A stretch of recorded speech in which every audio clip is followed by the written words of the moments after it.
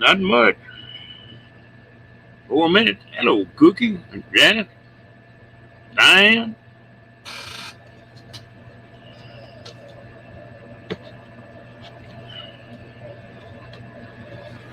and she's off again.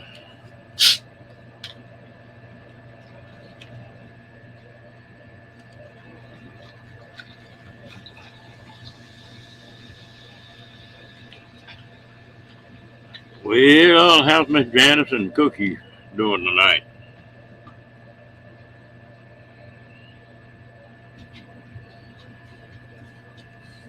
There you go.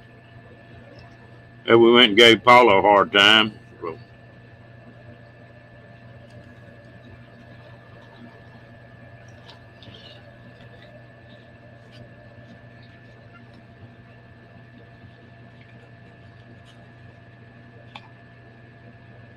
mm, it's funny how that'll warm you up, isn't it? Hey, James,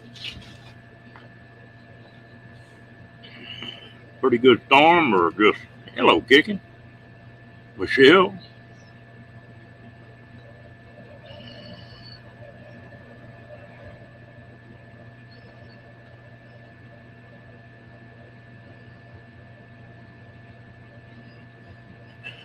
James, I've got to be the worst. I know that I already know where you're at, but if you'll tell me again, I appreciate it.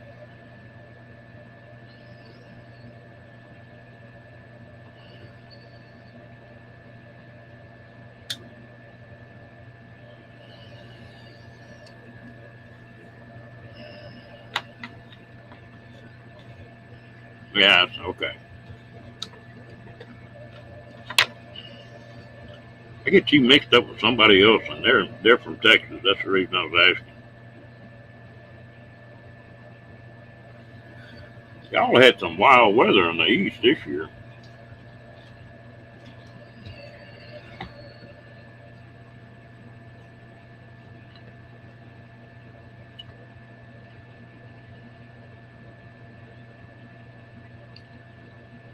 You all cooking, kicking? Michelle, how you doing?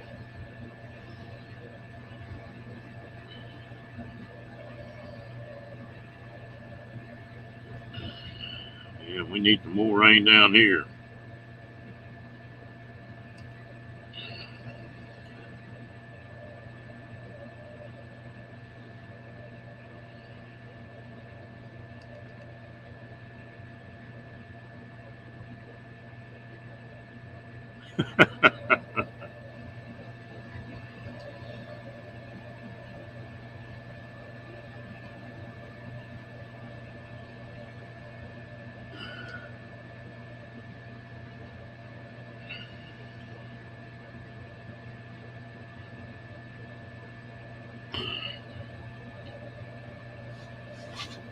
Well, I'm glad we caught you before you got in bed.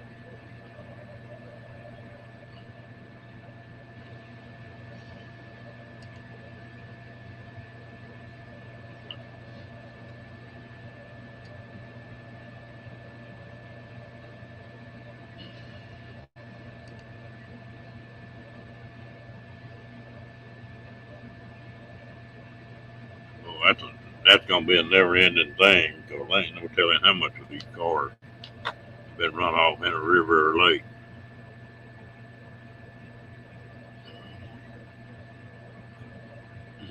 Oh, you gonna have to kick up your heels tonight, huh, Michelle? How you feeling?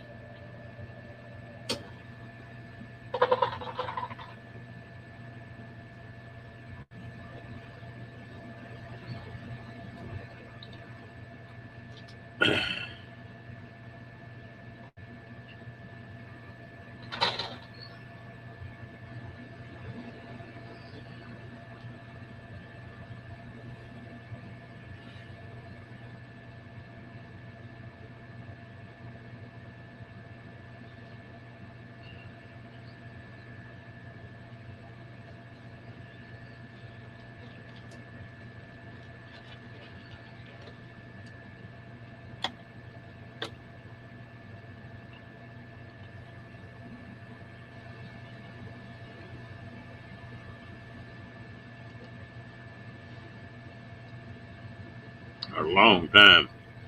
I had that big airboat of mine. That was about the only thing that go on this Brazos River.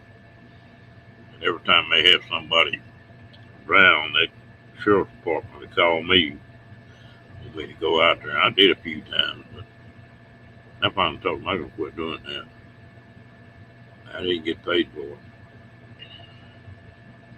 That's not a fun deal anyway.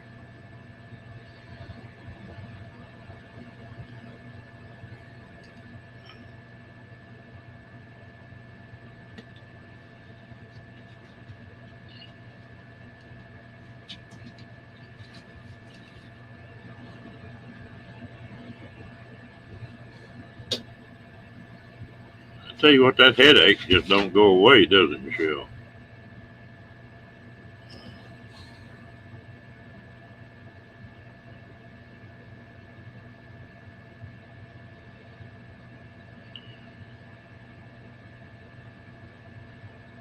Seen too much of that.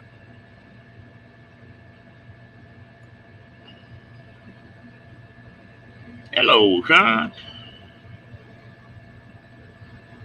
I don't know. I'm trying to keep up with Kenny.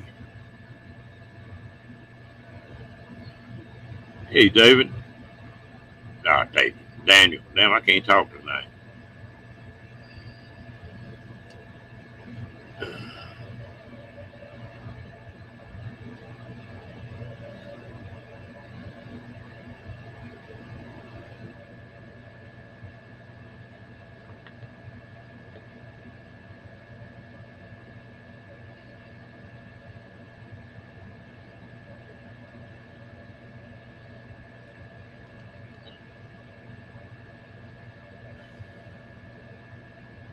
Well, Kenny got out a little bit this morning, didn't he? I don't know. We're going to have to find Kenny and find out.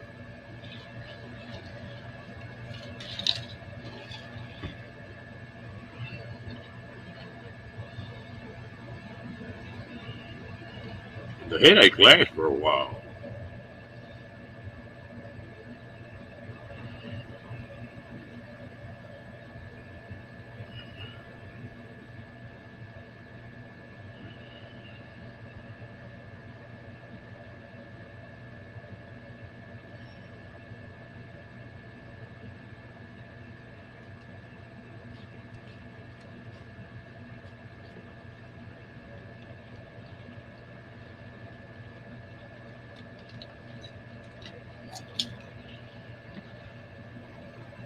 Yeah, I don't know what we're going to do without you in here, Michelle.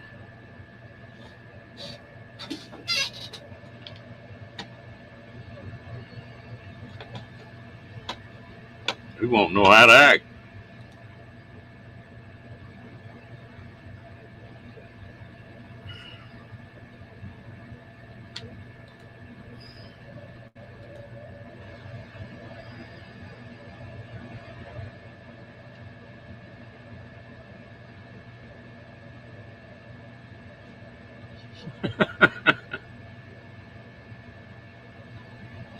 Yeah, he hadn't quite wound down, I don't think. That first night in here, that's the reason I shut down early, because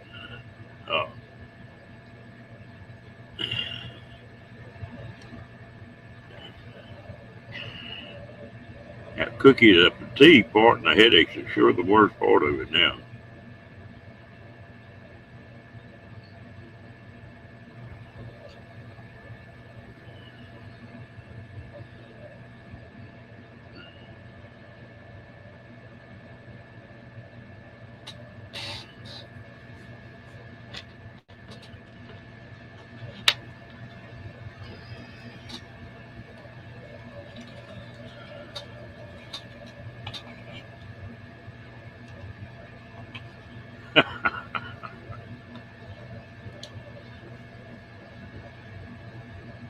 I'm surprised everybody ain't got tired of this.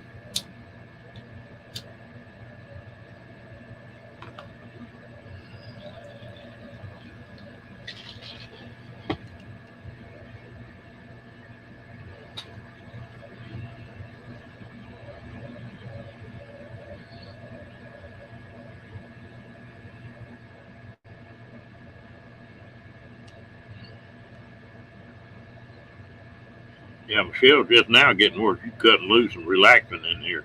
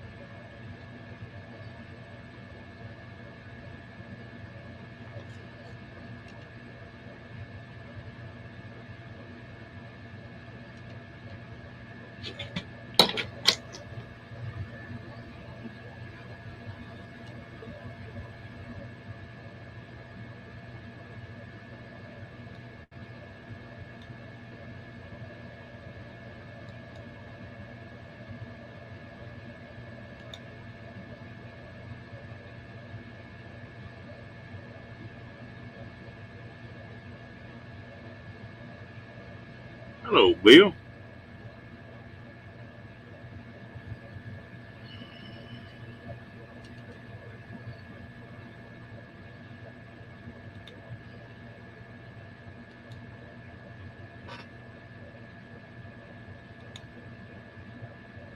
Hmm.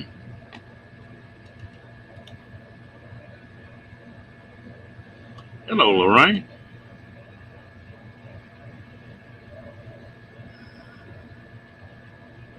How you doing tonight?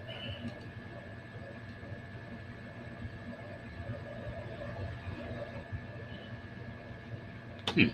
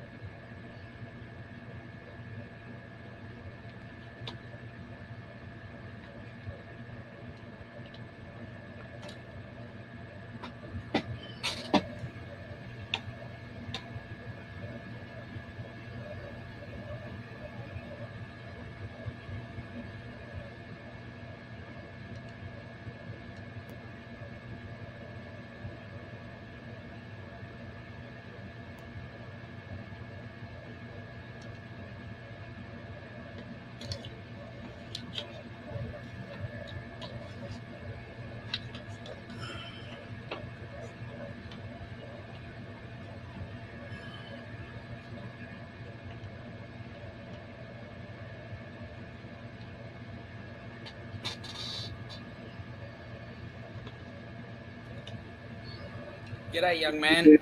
Hello, John. How you doing, man? I'm doing great. You? Oh, I can't complain. I'm still walking around, so everything's all right. Well, that must be good. Yeah. Somebody Um, said, um, said something about it's bad getting old over there on these. I told them, no, it's not. Every day that I get up, I'm a day older. That's just a day more I cheated it. yeah, I agree with that one. Hey, but you know what? To some extent, I do agree with Dee because it's one day less with Rose. Yeah, I don't know. That's sort of like the glass being half full and half empty, isn't it? That's true. That's true. But then again, it's always a day less with Rose because Kenny's got Rose, so nobody else can grab Rose. And it's uh, it's a funny deal. There's been a few times in my life I didn't think I was going to see the sun come up the next morning. So every time I do see it come up, and I'm saying that for real, and when it comes up, it's sort of that sort of changes your attitude a little bit. Oh, absolutely. I understand that because in many ways we've been on the same side of the fence as you, in that some of the places I've lived in, some of the things I've seen, I can fully understand exactly where you're at. And if I was still back in South Africa where I was born, I'd be asking that question every day. Yeah, I had a good friend of mine that him and his family had lived in South Africa for a long time. Hmm. Uh, they had a big farm over there and a hunting preserve and some more stuff. And they finally just walked off and left it. It just got too bad. Just You'd have to do it. There's a lot of people who've been doing that. yeah. It's been a while back, but he won't go back so bad he can taste it. But his wife just flat told him, said, "You ain't. If you go back, you're getting a divorce." You know. Yeah, well, I can understand her feelings because a lot of my friends say to me, even Ilana says to me, "I want to go back and see where you were born." And I look at her and I go, "Yeah, nah, um, don't even go there." Nah, Yeah, that was a hell of a country for a long time. it was. It was God's own country, and then the current government that's there has learned how to rape that country solid. It is flat broke. Yeah, and that was a It was rich, richest country in Africa. correct. Yeah, I don't know. Now they got jack nothing. Yeah, yeah. That just proves that governments control a lot more Oh things. yeah. Realize. Janice, you could not be further from the truth, my friend. This is God's own country. And I just hope that Aussies do not find out how good this place is. When I came back from service, I seriously thought about moving down there, but it's not much different than up here now. Well, this is one of the few countries, g'day Lorraine, this is one of the few countries in the world where you basically can do anything you want in terms of creating your life. You're not reliant on a handout. If you want to make something of your life here, you can. And you don't have to keep on looking back over your shoulder to make sure that you're safe. Yeah. Well, in some places it's getting where that ain't true no more. Yeah, You yeah, know, that's the bad part about it. yeah. Like, Look, and I mean this in a nice way. The only thing that scares me about your country is the fact that you guys are allowed that to walk around with a rifle or any firearm. And it's part of your constitution. And I get it, I understand that. But that scares the living daylights out of me. well, it doesn't bother me, and let me tell you why.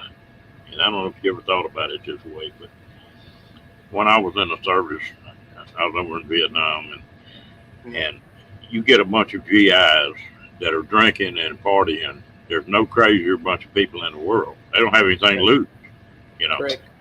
And you could walk in one of them joints over there, and there'd be 50 GIs in there, and every one of them had a rifle that could go full automatic, and a couple of hand grenades hanging on a vest, and a 45 on their belt, maybe hand grenade launcher.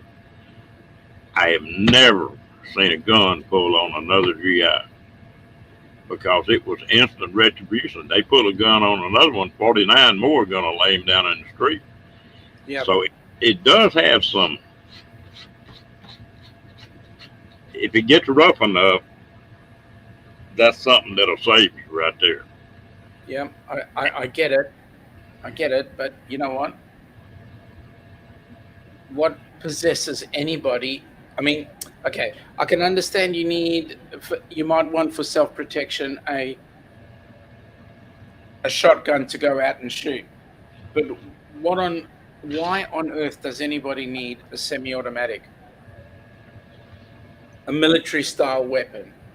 For what reason? What is a military style weapon, Sean? Well, anything that fires bullets at 1,000 kilometers an hour and at the rate of 255 trillion of them in a second. What point? What I've what got, point? I've got, I've got a 22 rifle here Hmm. that I hold 25 rounds, and I've had it ever since I was 7 years old. I mean, that ain't nothing. I went to an FBI school one time, and the just give you an idea of how little that matters, is we had a deal where you started with a revolver in a holster, you had a jacket on, and you had 6 loose rounds in your pocket, not in a clip or anything, just loose rounds, Hmm. and the pistol was loaded, and you had to turn, draw the pistol, fire 6 rounds, reload it, fire 6 more rounds. We had one guy that could do that in 3.8 seconds. I could do it in about 4.5 seconds. Now that's something. That's a revolver. It won't shoot me 5 or 6 times. Yep. So it's really academic. Um, I don't own any 30 round clips or 40 round clips, but with a 10 round clip, I can take and change it out just about as fast as I want to. And the I don't know. It's just like a damn knife. You know, a knife can hurt you. A pistol can't Yeah, hurt you. A rifle can't hurt you unless you do it.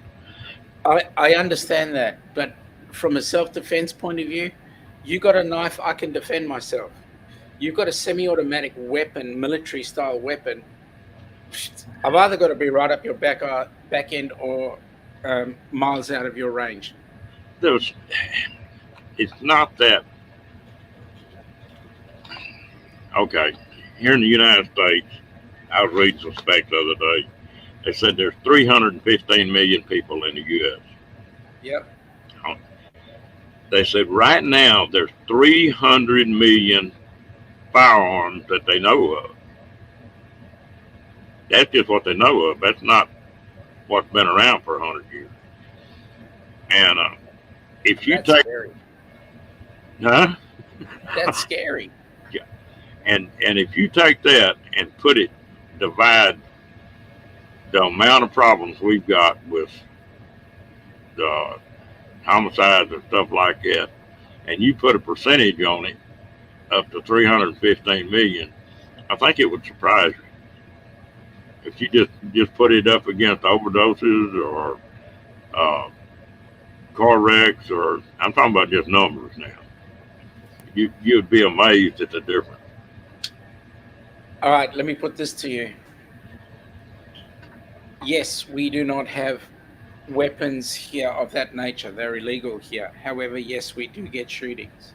And when we do get shootings, we might have one or two people killed, not 10, 20, 30s, 40s, as in the US, when somebody can just walk into a place and just offload a whole clip in a school or wherever.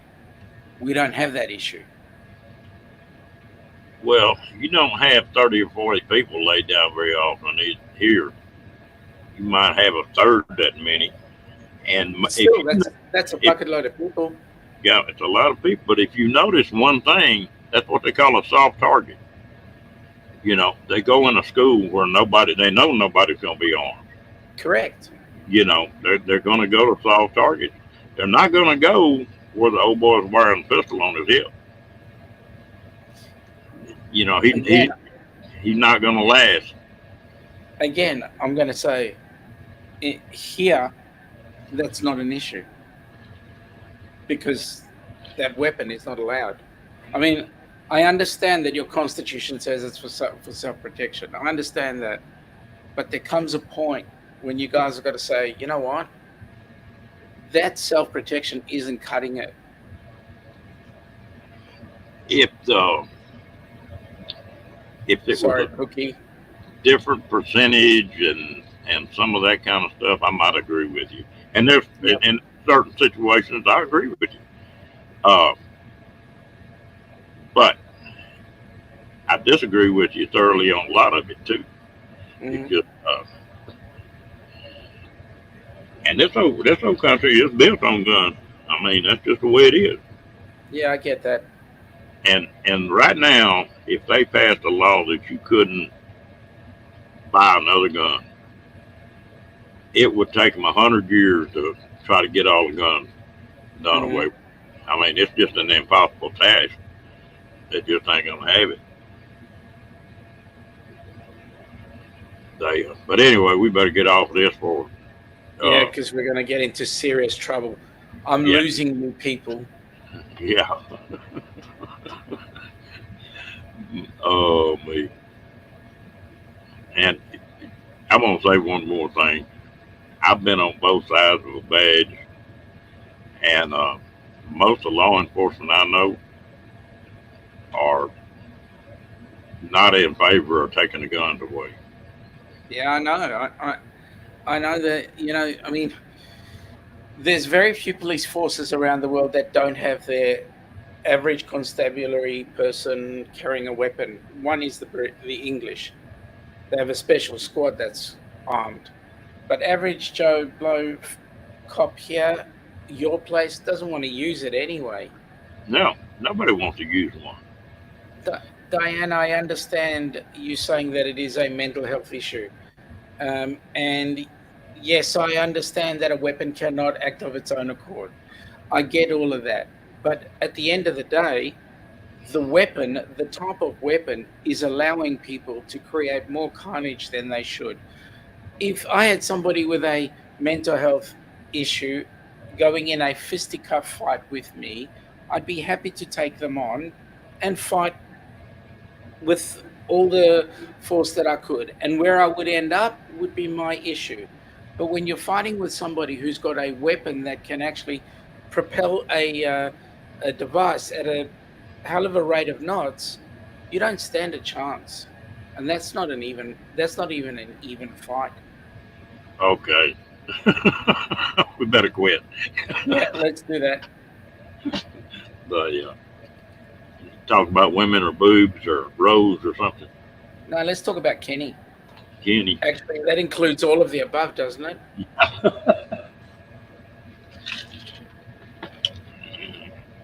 He seemed like he was doing better today.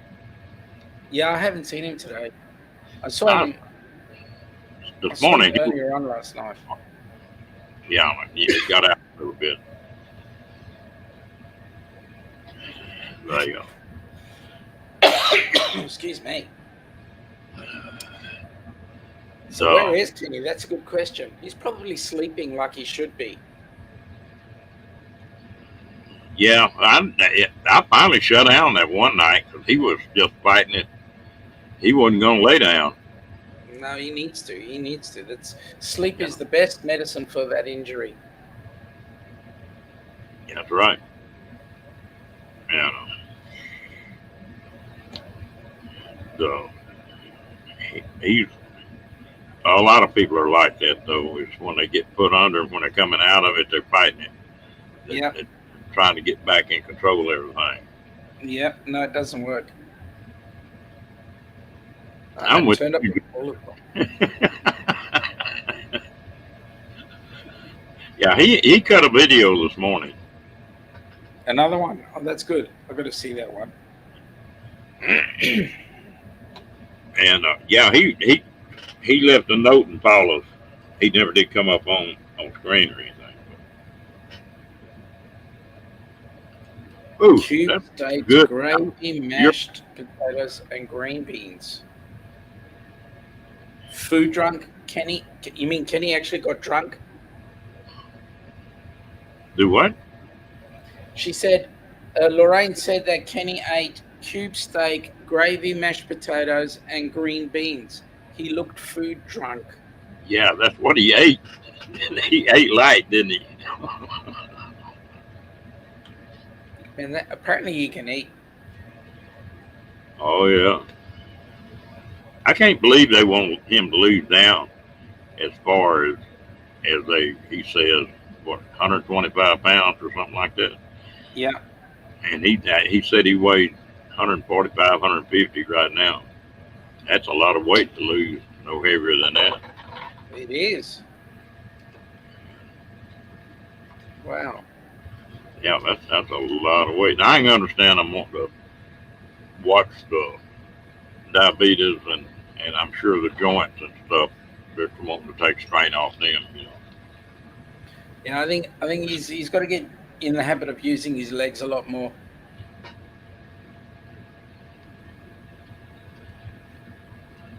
I want to race him. You know, when we get on the cruise ship, I actually want to race him down the corridor. There you go. I wish I had everything set up a little bit different. I'd be tempted to go on that cruise just to give Kenny a hard time. Oh, well, come on board, give him a hard time. I got so much going on here that I'm gonna have to stick for a while. Don't That's a never shame. know. I've got some property I'm trying to get rid of, and just get some finances straightened up a little bit. Hello, Cooper. They, G'day, Cooper. I'm gonna get where I don't own hardly anything. Yeah, that'll be nice. Yeah, just it's funny. The first half of your life, you work your butt off trying to buy stuff, and then you get on up in age a little bit, and you realize that every damn thing you own makes you work harder. You don't Yep. own it; it owns you. Yep. So, Yeah, well, you make your life to make it, and then you can't take it away with you. Hey, James, how you doing, buddy? I got reminded of something tonight on Paula's deal. They had a Pringle challenge about trying to stack them deals. I was in Vietnam, and I was sergeant of the guard and walking, uh, checking on the guards on the outpost, and they mobilized one National Guard unit from the United States for Vietnam. Just one. That's the only one they ever did. It was from Cincinnati, Ohio. Well, they come in there and they were replacing us in that hospital unit. But when I was walking that guard, checking the guards that night, I walked up on one old boy and checked him, and he said, "Sergeant," said, "you like potato chips?" I said, "Yeah." He said, "Try these." He handed me just a plain cardboard tube, and it was Pringle, is what it was. And he was the guy that he was like 35 years old and got mobilized, but had kids and everything. But he was the one that come up with grinding them and shaping them and all that mess, come up with a Pringle. And Amazing. we had plenty of potato chips for a while over there because they'd send them in there by the cases. I got That all about that. that's awesome. Uh, and Just think, you were the original taste tester for Pringles. It's do your fault. It's your fault that chip is everywhere around the world now. yeah, I guess. I'm, I imagine he got a pocket full of money off doing it. But if you look on the tube, they're still made in Cincinnati, Ohio. Oh wow, Yeah. boy, and But that world gets smaller every day. it's funny what you forget about. Something will trigger it. Yep. I've got to get back on that deal that I started on everything I can remember when I was a kid. And I need to put another installment on that thing. Yeah, put it in a book or something. Hell, I've got one place on my channel that I started it, and I'll get a certain amount of them and then pull it off. And I'm doing it for my kids more than anything else. And well, that's it. But you Yeah. never know; it might make you a multimillionaire because And you might sell the book. then I'd have to be signing the damn thing. That sounds like work. I'm sorry. Yeah. Hang on. I'll tell you what, Ron. Tell me all about your life, and then I'll write the book and I'll sell it. I might make millions of bucks. That'll be all right. You buy me a cup of coffee. Is that all you want? Just think about Colonel Saunders. He was like 65 years old when he made his KFC. Yeah. I've done a whole lot of stuff in my life, and I've had people tell me, say, a cat's got 9 lives. I said, you done wore out 3 or 4 damn cats. And And you would have done that while you were in Vietnam. yeah, well, that and some more stuff, and and I've just been the kind of person that if I get to thinking about doing something, it might take me 6 months to do it. Yeah. But I'd get into it. When I first come back from the service, well, I really didn't want too much to do with guns right then, and I got started reading about a guy named Fred Bear, Hmm. and was an archer, with bows and arrows. And I thought, that might be pretty neat. And so I bought an old junky bow and a cheap bow, and that started. And about 25 or 30 years later, I was 20th in the nation with a shooting 3D, you know, Wow. And then when I blew his thumb off, that blew it up. It cost me 1 point, maybe 2 points in a tournament, and that's enough. When you get up in the top field, 1 point's all it takes. Yeah. And that was just something I got started on, and I wouldn't back up. You know. People get passionate about various things. I mean, for me, my passion was karate, and then my passion moved to all sorts of other things, and now I end up doing first aid. I mean, at the end of the day, you do what you can to make the best life you possibly can, and all you want to do is just enjoy it as you go through Uh, the days and the time. well, you know, I've had my background set me up to be have a pretty good life as far as that goes. Yeah. My great grandfather and my grandfather built their first welding machine out of an airplane generator before you could buy one. Oh wow. And then my grandfather stayed in it. My great grandfather stayed in it about 30 years. My grandfather stayed in it about 60 years. My dad stayed in it about 60 years. So I really had about 200 years of experience when I was taught. Hmm. It, I didn't have to go through the rigmarole of learning. It was taught to me right. And so it put me way up the ladder I took my first certification when I was 16. When I was 16 Hmm. years old, I was certified on high pressure pipe, low pressure pipe, boilers, high and low, stainless, aluminum, and of course structural. And I made some 40-year-olds madder than hell at me going in there and passing them tests, and some of them were blowing out on them. And but it got me where I got the reputation that if you had something that you couldn't get done, or you couldn't get it done right, or you couldn't make it work, I've had more people tell me, said, yeah, somebody sent me over here and said, if you want it done right, said, take it around. Said, he ain't going to be the cheapest, and he ain't going to be the easiest some bitch to get along with, but it'll be right when you leave. Yeah. Yeah.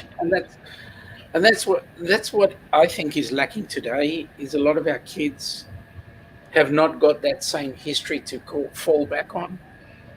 When we were kids, I don't know about you so much, but when I was a kid, I'd go and work with my dad at his garage, and like I was underneath the car helping pull the tire off, or pulling the shock absorber out and putting a new one in, or I was in the engine bay changing the spark plugs at bloody 9, 10, 11 years old.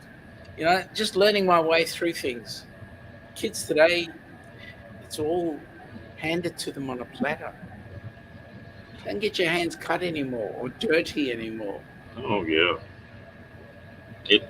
I don't know what's going to come up with some of the stuff. I've got a son that I got him up to where he was just fixing to be a wall hog, but he didn't like it. It was something he didn't like.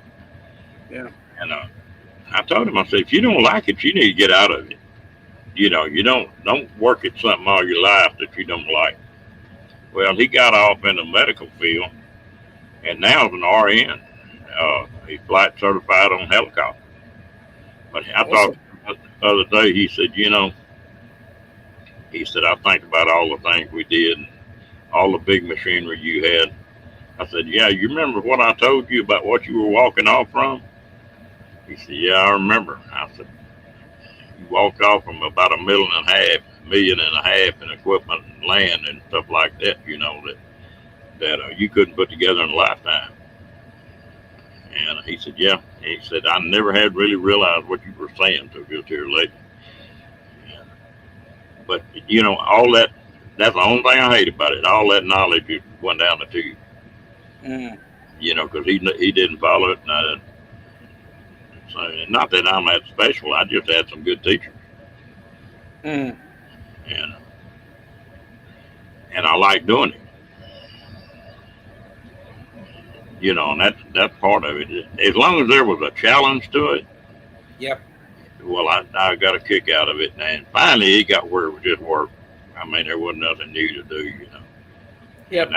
that's when it was time to get out.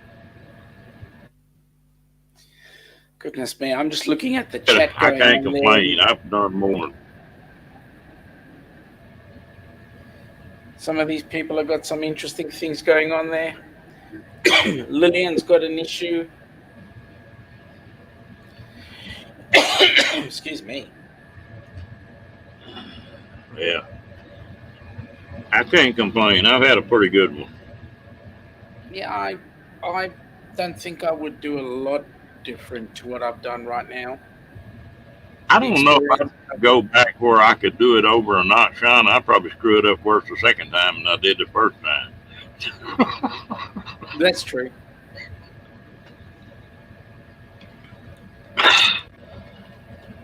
No, As no, I, my daughters were not. They were girly girls. They, hey, hello. Kat. My youngest daughter is, of all things, what she does for a living is she paints fingernails and toenails. Oh, Where they really? paint the seams on them. The palm trees and all that. I don't know how in the hell she does it, but she draws some. She makes good money doing that. And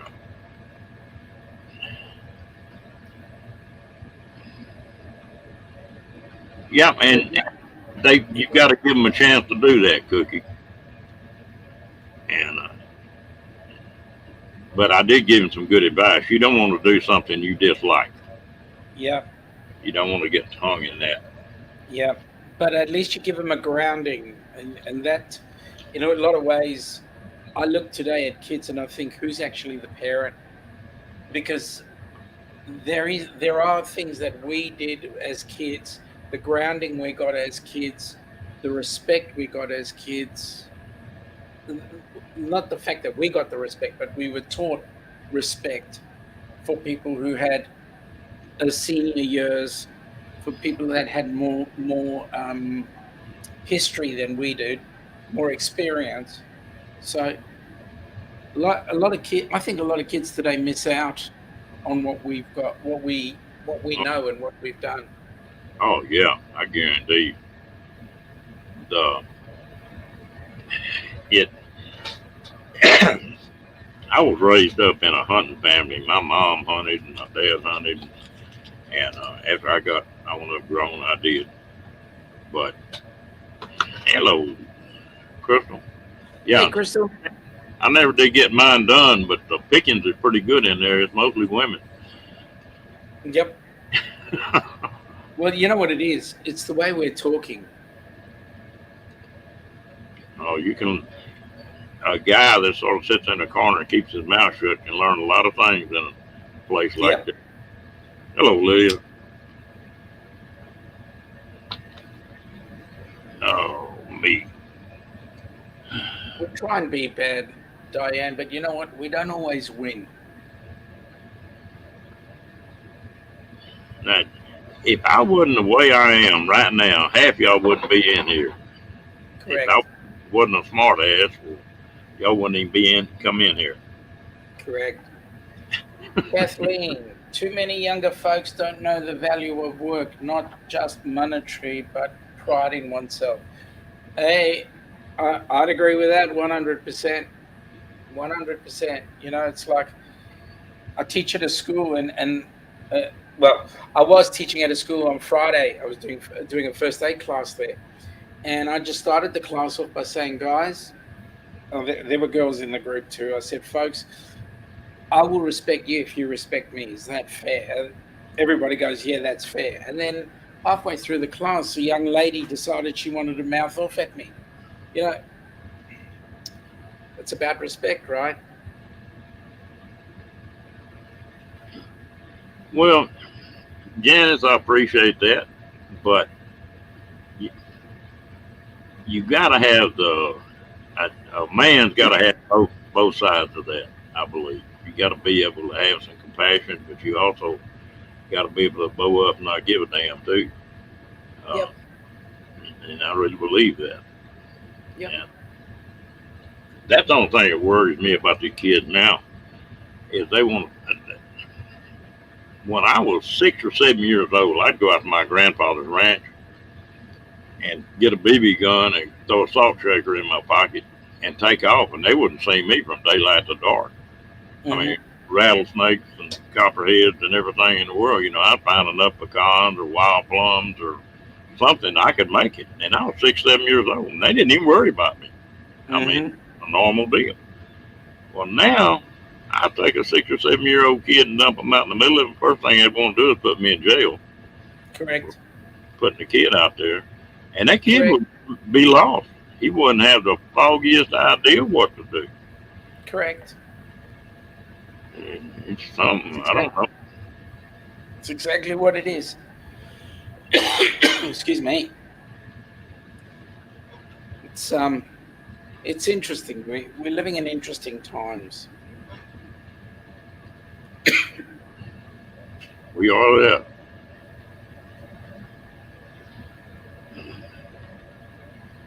And Cookie, I'm sorry if I insulted you, mate. That's not my intention. What kind of cookie are you? Now you told me the other night, snickerdoodle. What kind of cookie am I eating? Yeah, I asked Cookie what kind of cookie you was. Oh, okay. Sorry. Yep. Hard for kids to grow up with critical thinking when their parents do and think everything good. That is correct. And the question is, why are the parents doing that? That's what I really want to know. What are, I'm wondering what today's parents are so afraid of. I mean, kids are brought up in cotton wool, basically. What? God forbid a child should actually learn that the word no. God forbid a child should actually learn that, hey, you do something wrong, you have an injury. So what happens if you have an injury? It gets better. You get on with life. I don't get it. Uh, well, the other thing too is just it's not just the generation behind me. It goes back about two, in places 3 generations, just depending on where you're at in the country. Yep. And the parents don't know how to do it. I don't. There's no telling how many guys I know that really don't even know how to air a damn tire up. Yep. What? And it's crazy. It was, Uh, it was funny, I was doing a training session for our women's prison here. There was a time where I was there for a whole year, every once a week in the women's prison. And guess who was in? There was parent, the parent and her daughter. So her 16-year-old daughter was inside as well. And the baby at, you know, 2 or 3 weeks or 2 or 3 months. They were all sharing time inside. And this becomes an endemic learning curve because what does that baby learn? That the best place to be in is inside. That's wrong. There's more to life than that. yeah, it's something I don't know. I Yeah. don't know what the answer is. But a computer is a great piece of machinery. I Yep. mean, it really is. It can do a lot. But if you don't produce a product, you're going to starve to death. And that's what we got coming up right now. Is these kids know how to turn a computer inside out, but that don't make anything. That doesn't make a product. Yeah, that's right. And That's right. Sandra makes a point there. She says she thinks that today's children are raising themselves, no adults at home half the time. And when they are home, they're all about themselves. And yeah, you're right. James, one of my favorite deals is to walk into a store someplace and they'll add your bill up. It's $32.75, Yep. and you give them $32 or $33, and then give them the change on top of it, the 75 cents, and they don't know how in the hell to count it back. I Correct. mean, it's just crazy. I actually And if had I actually walked into our equivalent of your Lowe's hardware stores, and and there was this young girl behind the counter, and the item came to like $33, and I gave her 40, and she actually had to call the um, the supervisor to figure out how to actually give me the change that I needed. Like the machine in front of you was telling you the amount, but she couldn't figure it out. I know it's Interesting, crazy. interesting. It, uh, Yeah, the you know, extended never. family as well. Yeah, but again, I'll go back to my thing here. Um, we don't know who the parents really are, whether it's the kids or the parent themselves, because the parents are so afraid to use that two-letter word. You see, the legislators have come in here. I don't know about you guys, but God forbid I should have my child stick their finger in the PowerPoint and me smack their hands before the hand actually gets in there. God forbid I should stop them by doing that. I'll go to jail.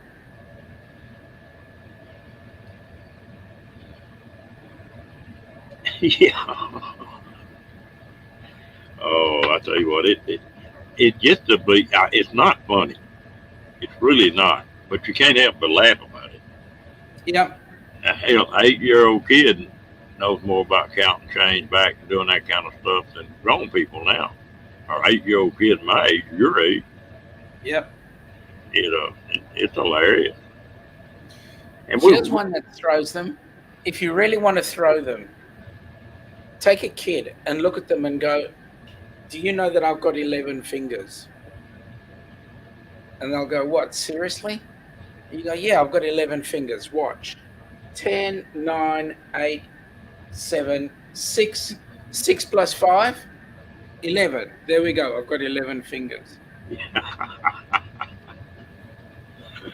oh Lord. Well, I've sent a many a kid after a left-handed monkey wrench or can of strike paint or What about the that. left handed screwdriver? Yeah, left-handed screwdriver. I'll tell you a funny one about that. One old boy got caught on it. They used to build a hydraulic crane that was called a skyhook, and it was a small mobile crane. Well, when I was in the army, we had a sergeant that was always pulling crap on people, and he got a recruit in there and wrote a requisition out for him. Said, "I want you to go downtown and get a skyhook and bring it back before we finish doing what we're doing." Well, this guy knew better. He went and checked out an ordinary room just like he was supposed to, and hooked him up and went home. He worked for a company that built that skyhook and got a $200,000 skyhook and drove it from Indiana to Texas, and they couldn't do anything to him because he had done it all by the book. I bet that sergeant's still paying for that damn crane. Oh,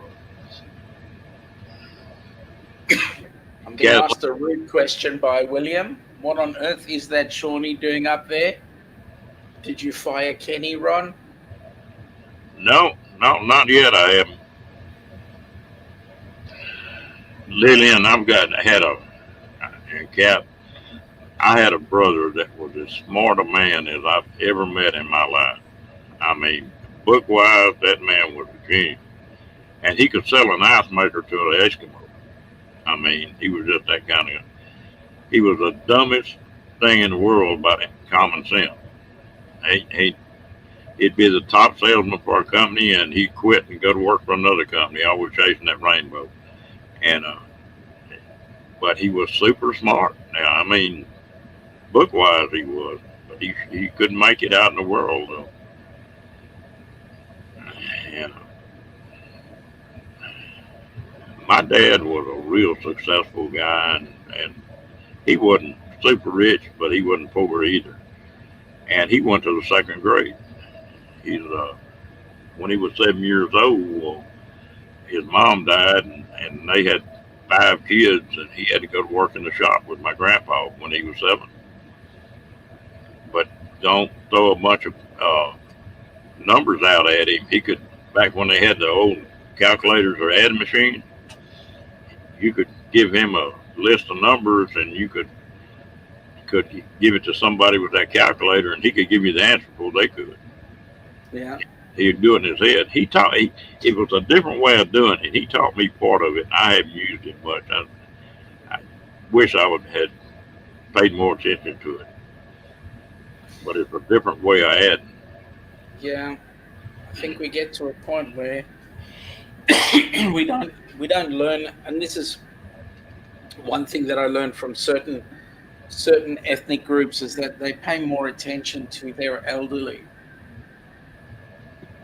because there's a lot more to learn from them. I mean, they've lived life. I mean, my kids tell me that the older I become, the more stupid I become. I mean, what do I know anyway, right?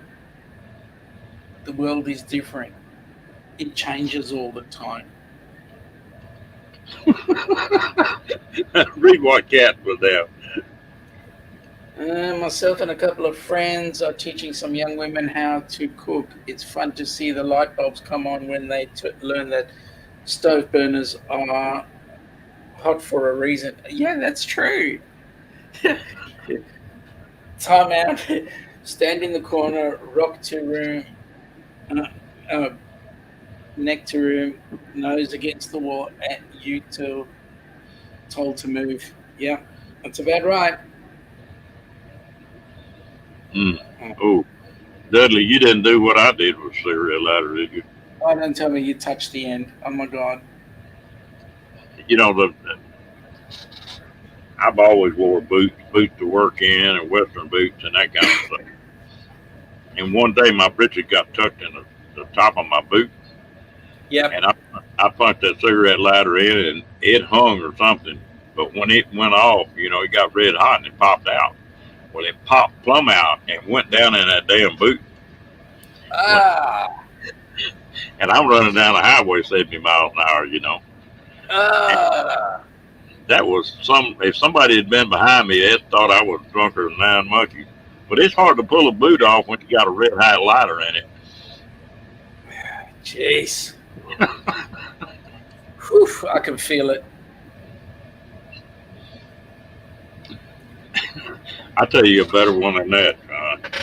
We used to, and part of that shop we had a radiator business too, and we did a lot of record, radiators where you take the tanks off, put them on Yeah, the yeah. vehicle, and so one day you'd have to unsweat them tanks, and that was that lead and solder mix. Yep. And so I had a bunch of it. And had that radiator kick just a little bit, and I was melting that solder, going to take the tank off, and that stuff pooled up on one end, and my pants leg had just got tucked in the top of my boot, just where it was a dent. And that damn solder run off the end of that tank, and when it did, it hit them britches right there. Of course, they just went right through them, and right down on top of my damn foot, and spread out when it hit the instep. And there wasn't nowhere in hell you could pull a boot off. And the radiator tubs were full of water where you checked for air bubbles. I hopped right up in that radiator tub. Now that's a funny ass feeling when you stick your foot in water and then it goes to sizzling. But I finally got the damn boot off, had to cut it off, and we had to take pliers and where that solder melted and it run down, it didn't make a drop right on the end.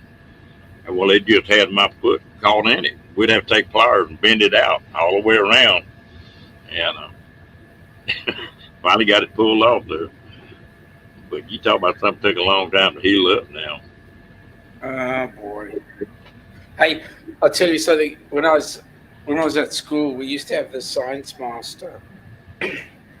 What he would do as part of his science, he would get a beaker of water and stick it on top of a Bunsen burner to start the lesson, so that by the end of the lesson, his water was boiled for his cup of tea. And if you could sit in the class, we used to have um, town fed gas, butane, town fed through the cables, and we'd sit at the back of the class and blow down the gas pipe. And if you blew for long enough, the Bunsen burner up at the front of the class would go out. And then we'd just sit there. And then it'd come to the end of the class and he'd realize his Bunsen burner had gone out. And he was most perturbed because he couldn't light it because there was nothing but air down the tube. So we'd have to leave all the gas open so that it could fill up with butane so that he could do it all again. It was fun stuff. Part of his trick was going around the class and whacking everybody with a piece of string, right? Folded right. Things we do. Oh Lord, yeah. I don't know. You get to thinking back about that kind of stuff. It, Yeah. it's a wonder I ever made it. I'd have done some crazy stuff. I don't think they do recording now anymore. I don't believe.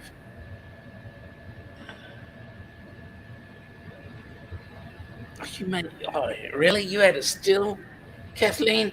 I need to come to your school. Well, I needed to come to your school just so we could make gin. Teacher must have known. Seriously. Mm, I tell you what, it never, you know, my mom was wearing my butt out when I was growing up, when I was younger, and it never did hurt me, you know. It just there was a difference in correcting a kid and beating them. And Uh, Michelle made a comment there one day. Her nephew didn't get what he wanted, so he ran back and punched her in the stomach. She cracked his backside, and was told, "Let go. How dare you swat their child's back?" But well, hey, I would have swatted the parents' butt too.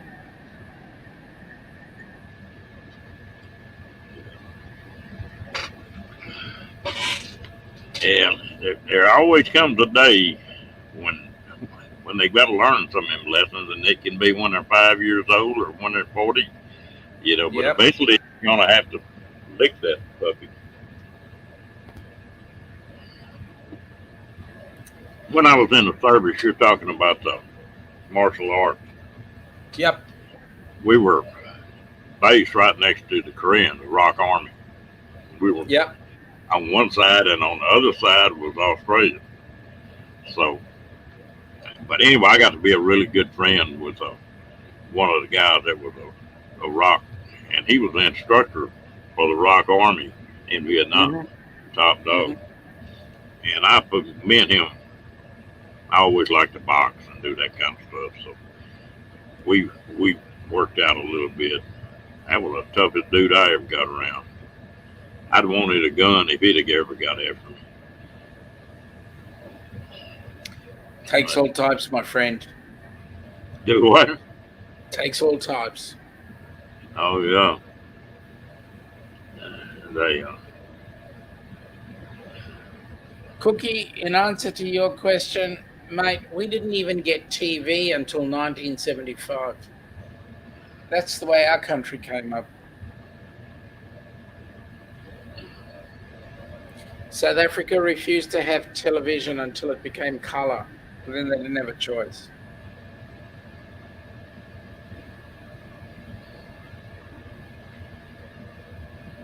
And that used to be one of the biggest things that would make me mad is why in the hell do you want to put it off somebody that ain't even there? Yep. You know, just ooh, that used to just burn me up. Um, William, no, it is 3:32 p.m.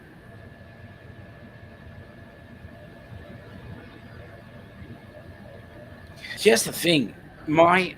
Okay, so Ilana was a school teacher. And I don't know about you guys, when I was at school, if you stepped out of line and the teacher told your parents climbed into you because you stepped out of line.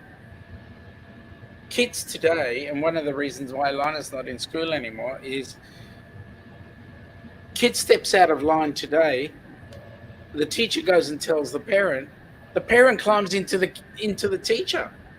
How dare you do that? It's like ridiculous. Oh, I'm not saying it's wrong, Ann. I'm just saying that it sort of always put the, I don't know how to say it. It put the monkey on my back. I walk in the door and I'm in a good mood and I'm supposed to bust two kids' ass. You know, I wasn't even there. Hey, you know what? I got no problem with a bit of giving the rump rear a bit of a whack. I do have a problem when it gets overboard. I understand that, but at the end of the day, a kid has to be taught respect and the right boundaries. And if we're not doing it, I mean, look, discussion on its own does not work. Excuse me, seriously. Honey, don't stick your fingers in the PowerPoint. Honey, the PowerPoint's going to hurt you. Don't stick your fingers. Oh dear, you just done that. Lesson learned. Too late. You're dead. You know what we were talking about earlier, John. I think the difference too is right now these kids sit down and play these video games, and it's all a game. You take hit Yep, reset, and it starts that's over. correct. That's And correct. I don't think they really realize. I mean, they know it, but they don't realize what the consequences. They can't just push a button and start over again. And I Yep, think that's part of the mindset that we've got a problem with right now. that's correct. And That's correct. and it carries over into busting a kid's butt. And I guess when my kids were small, they'd have been calling the law on me because if my kids need spanking, they got a spanking. They Mm-hmm. did, they didn't get beat, but they got a spanking. Mm-hmm. And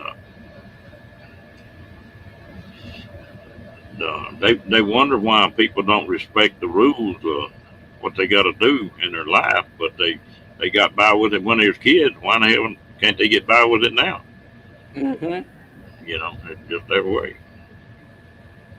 You were talking about the martial arts. If you got on a mat with somebody that you knew his stuff, he got your respect right quick.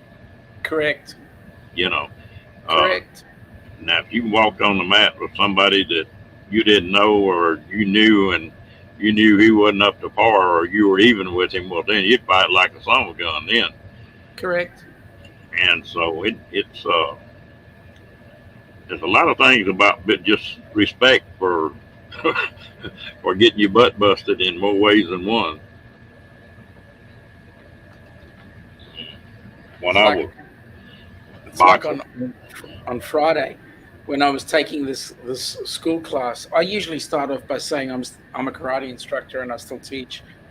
Um, and and then I go on like that. And then some of the kids they get up and they think, well, I can take you on, I can take you down. And I said, one of the kids goes, I'll take you down. I go, really? Right now? He goes, yeah. And he stands up and he comes to front me. And I go, mate, the first lesson in martial arts is don't use it. Now sit down, shut up, and do your stuff. oh Michelle, I can tell you a funny story about that one. She's talking about having to go pick a switch off her Yep, parent. I saw that. I got to mess around with some rabbits one day that I wasn't supposed to let out, and I knew when my parents got home I was gonna get my butt tore up. Well, my mom would always go right outside the back door. There was a peach tree right there, and she'd get a limb off that peach tree and just wear you out. And I thought, man, I'm gonna get wore out. I went out there and pulled every limb off that damn peach tree. And of course, I did get in trouble then, but not with switches off that tree anyway. Mm-mm. Good night, Spaceman. Hey, Oh, there we go. That's my son. Give me a second. sure.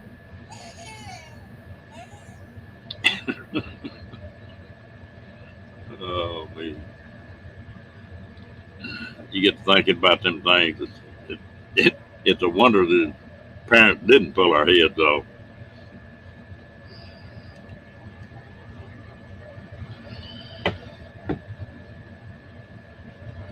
My mom always told me I was a pretty good kid till I grew up.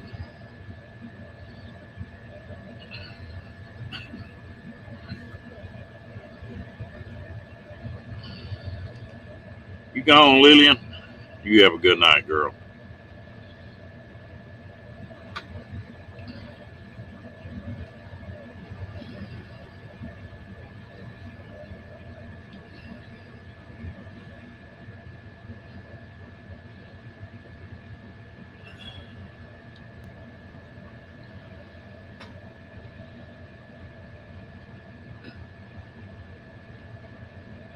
I tell you what, Diane, that was a crazy thing about it. You got there and pick a little bitty switch, and that hurt worse than a big one did. Yeah.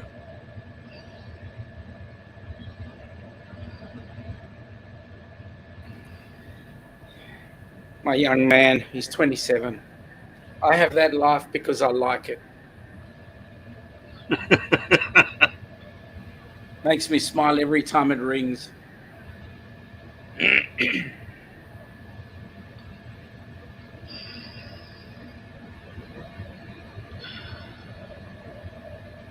Cookie always said he was a feral kid, but he had a great childhood. And you know what? That is it. When we were kids, we had a great childhood. Yes, we got ourselves into serious trouble. Yes, we did silly things, but you know what? It was great. We had a ball. We learned.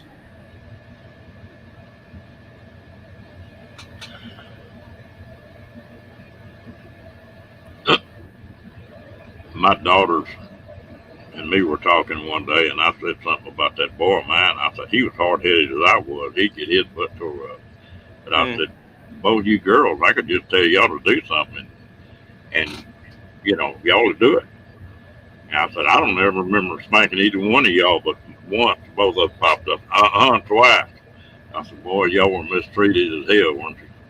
But I couldn't. On the girls, I could just say, don't do that. And that was the end of that.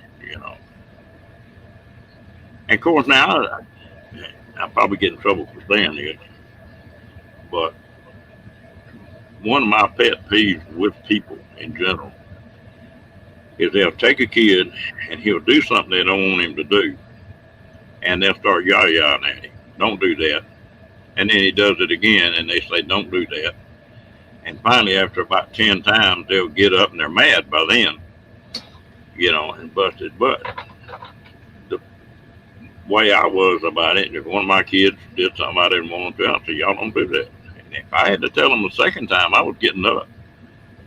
And the third time, they're going to get their butt busted. So it made it easier on them. It, I'm it, the same that way.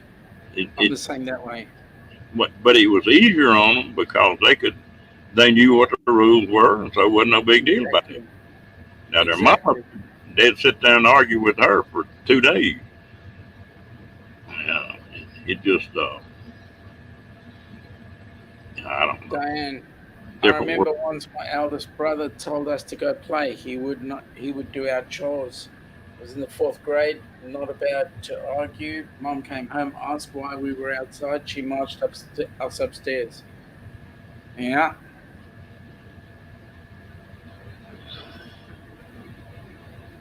yeah.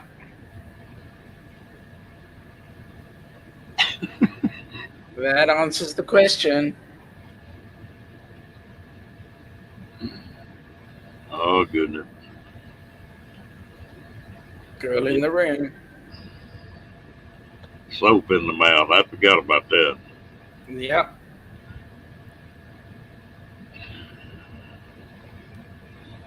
Mm-mm. Again, Cookie's going, thank God we did not have the internet. Boy, that's the damn truth. Yeah.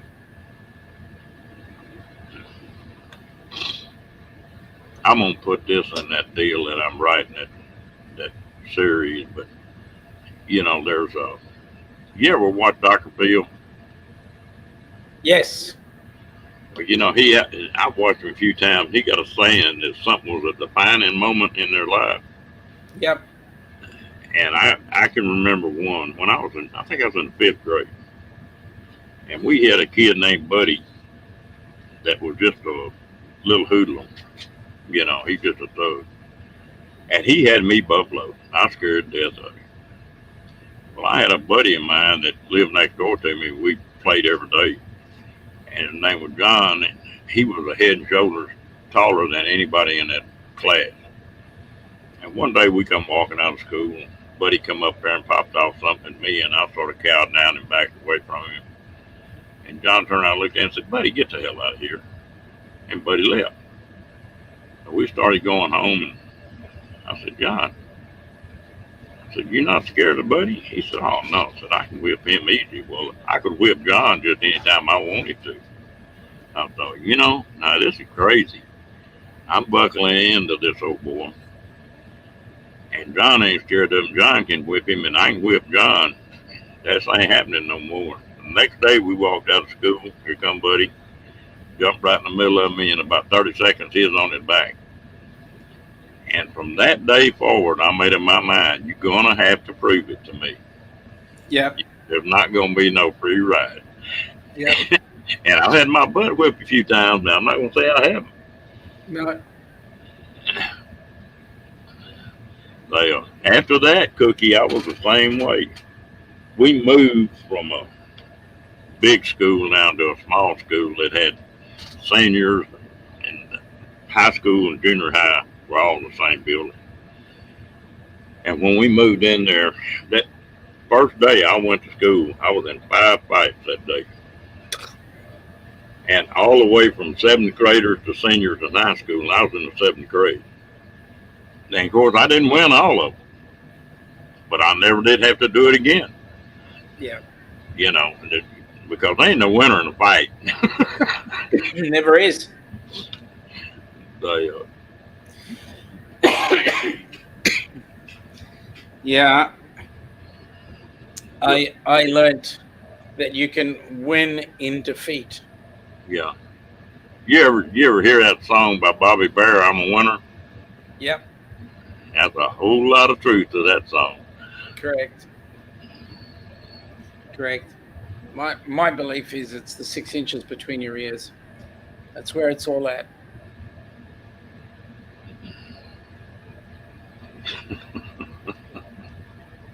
Funny what changes your life. That really did change me. I mean, that was a major deal. And I've been that way the rest of my life. Oh, Cookie, I won't say I wasn't scared, but I just never would buckle in. They had to prove it. Yeah. Yeah. God, I'm just trying to think about the way things happened with me at school. That was weird.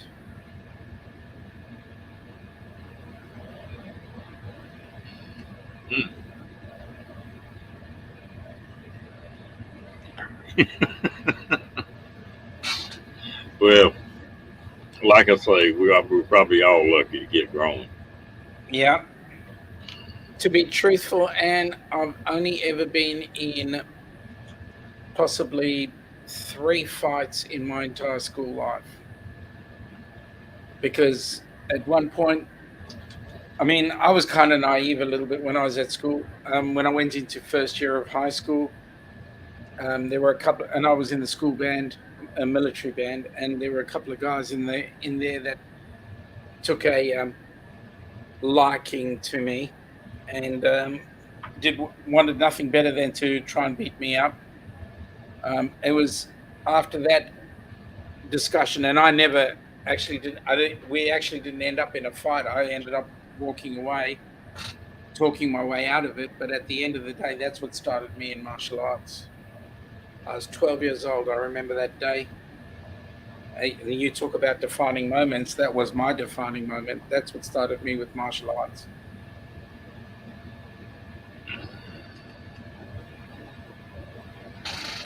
Yeah, that's got to mean something, don't it, Cookie? Yeah, mate. I survived the 60s. Come on. Hell, I can go back a little further than that. Yeah. I, oh, I'll walk a mile to keep from especially getting mad. Because if I really get mad, well, it'll make me sick for 3 or 4 days. You get that adrenaline pumping, and it'll take you 3 or 4 days to get over it. Where it wouldn't me. And so I'll walk off anytime I can. You know what, Ron? I have the most amazing arguments. I win the most amazing fights while I'm in the shower. Get out and meet the person face to face. Forget it. Goodness. I mean, Well, I've solved World War Three. I've brought it to the end. Everybody is living in peace, and then I get out of the shower. well, part of my deal was I was running. I was like 20 years old and looked like I was 16. And I was running construction crews with, 20, 25 guys. And you're talking about guys that are 40, 50 years old, 30 years old, and rough anyway. Mm. Uh, so there were sometimes you had to stand up. Yep. It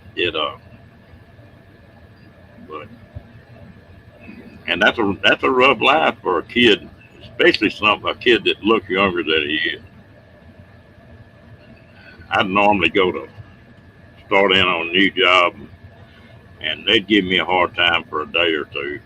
But I'd pick the best welder on that job out and watch him for a day and see what kind of work he put out. And the next day when I came to work, I'd blow his doors off. And if you do that a couple of times, they forget how old you are. Yep. Yeah. But I can. My dad was funny about that. The way he taught you to do things was different.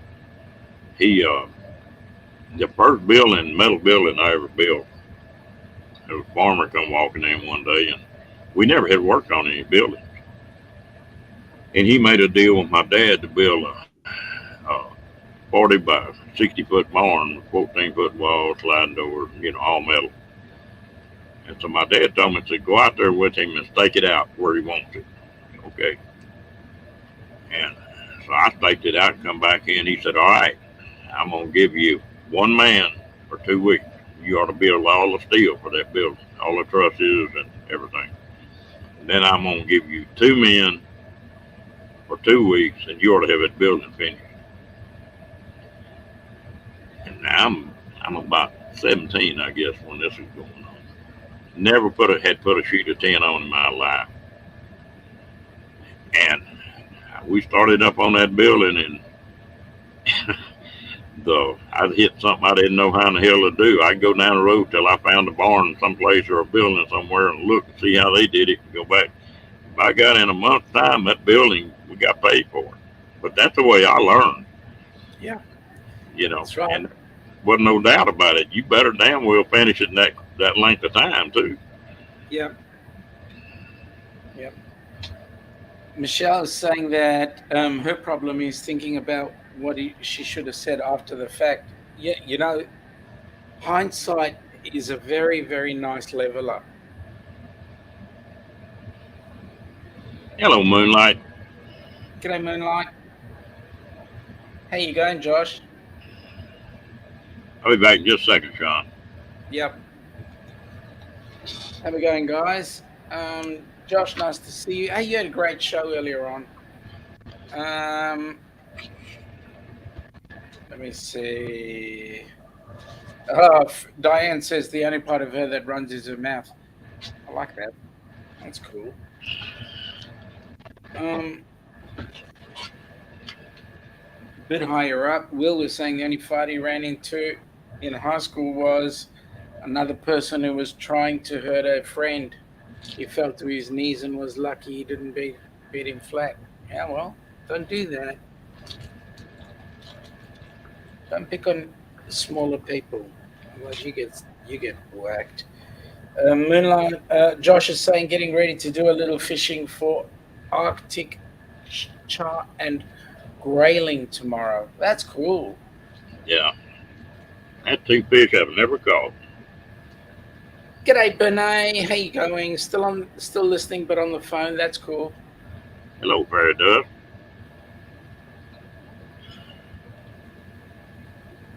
Benay, are you still coming down for the visit? Are we still going to see you at the meetup?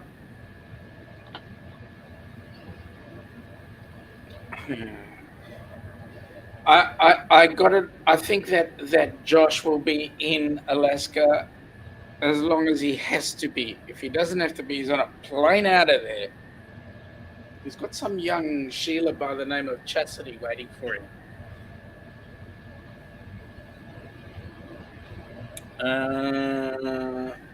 Michelle's saying, at work we have to watch a video, run, fight, hide. She can't run, she can't fight, so I guess she has to hide. Yeah. It's an interesting job if you have to watch a video like that.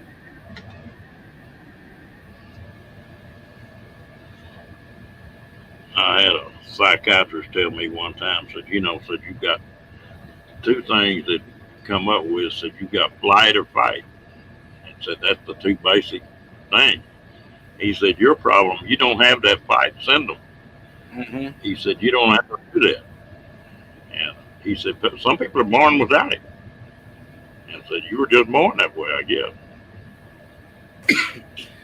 Ron, do you know how two psychiatrists greet each other? Do what now? Do you know how two psychiatrists greet each other? Yeah. You know how they do it? How? You're fine, how am I?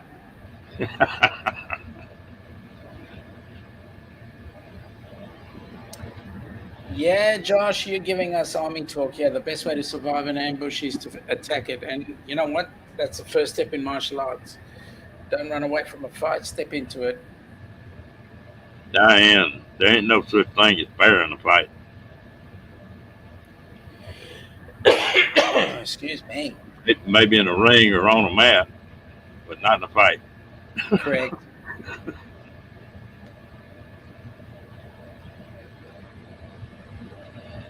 Yeah, that's the way I was, Cookie. I will say this thing for you, Diane. It's not a matter of fighting fair. There's no such thing in the rules. You do what you think is necessary. It's about survival. I had some ladies were talking to one day, and we were talking about gun control, really. And they said, we just said I couldn't shoot anybody anyway. That I couldn't kill somebody. I said, oh yeah, you can. Oh no, I couldn't shoot anybody. I said, let me tell you something. Everybody has got a point where you'll shoot somebody or you'll kill Correct. somebody. I don't care. It might be over your kids. It might be over you. It might be over your grandkids. But you got that point. So when, you go with it. And it just, and people don't really believe that, but that's really the truth. Everybody has a breaking point. Yeah, that's right. Whether it's your spouse, your kids, your family is the most important to you. And so you'll do whatever you can to protect it.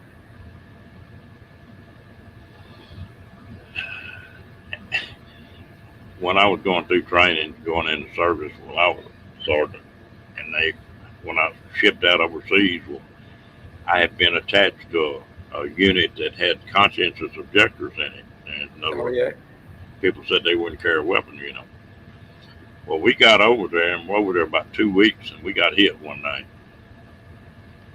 And there was one of those guys wouldn't pull duty on Saturday because he was his religion. And he couldn't carry a gun. He couldn't do any of this stuff, in training. We got hit that night. Stuff went flying pretty bad. And the next morning, he come found me. He said, "Sarge, I want you." He had a rifle with him. "What are you doing with that?" He said, "I want you to show me how to load and fire this thing." I said, "No, I'm not going to. I put up with your bullshit for about 2.5 months." I said, "You get somebody else to." Well, he did. He got somebody else to. But that was the most crackerjack soldier you ever met in your life after that. He slept with that damn rifle. Yeah, there comes a time when you got to do what you got to do. Yeah.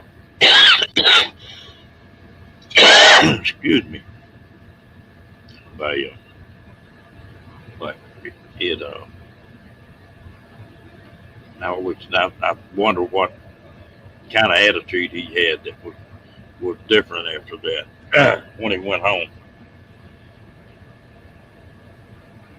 I had another, my best friend over there was a CO. He was a medic. But now he'll tell you right quick. Said, if somebody trying to kill me, I can shoot back, but I can't go looking for them. Yeah. And he was one of the toughest hombres I ever met in my life, and I respected him for that.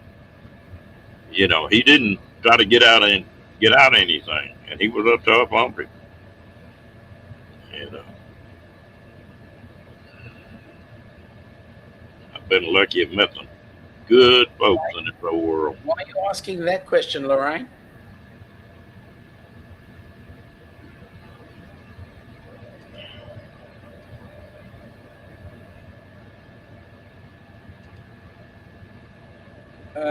Josh, never mistake an old soldier's kindness for weakness. That's a very important statement, that, because an old soldier knows where he's at. Ah, I see. Okay, now I know what we're talking about. Lorraine asked the question earlier on, are you almost ready to go yet? And I'm thinking, why? I'm just having a good old chat with Ron here on the stream.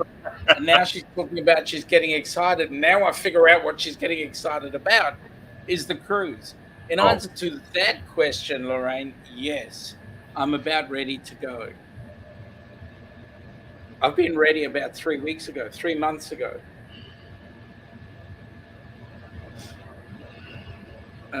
Josh says you learn a lot about yourself after a gunfight.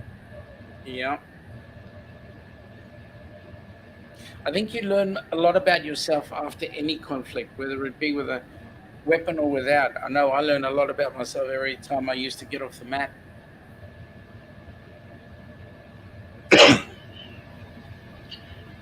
well, there's so many different kinds of martial arts out there that it's unreal. And when I was a kid, I grew up. Well, I boxed Golden Gloves, and then after I got in the service, well, I kept boxing then. I'd taken a little bit of martial arts, but I hadn't got into it real heavy until I got over there as a Korean. But that was a different kind of martial arts than they teach here. Mm-hmm. There wasn't every move that you made with those was to end it one lick, you know. And the and that old war was good. Like I say, I just soon had somebody with a gun in front of me as I had him. Yeah. Cookie, the best way for you to see what happens with Kenny's cruise is come on the cruise. Cookie, if me and you could get on that cruise, we could pick Kenny up, couldn't we? Oh, you'd be fixed up well and truly. Have him a line of women waiting on him about 50 foot long. All right. Sandra, in answer to your question. So we are going on a cruise called on the Carnival Horizon on the 15th of October through to the 23rd. The cruise is going from Miami through to the South Caribbean, including places like Aruba, Bonaire, La Romana, and Amber Cove, back to Miami. We are putting on there is a group there called Helping Hands for Cruising, which I'm the founder. And what we're doing is we're paying Kenny's wave on that cruise. So Kenny is having the absolute opportunity of enjoying the most amazing cruise that he will ever have, because Kenny will never has never seen the ocean. He's never seen the beach. He's never been on a cruise ship. He's never had an opportunity to do those things, and so we're going to shout him his way, and just have a look at the fun. So there's the info. If you want any more, I'm happy to talk about it. Yeah, Um, Kenny has grown so much just from the time that I really met Kenny when I started. I mean, I knew him, but when I yeah, started these lives, I really knew him a lot better. But he has really grown, and he hadn't even got on the ship yet. yep. And he's just, Well, he's gonna get on that ship, and he's gonna grow even further. oh yeah,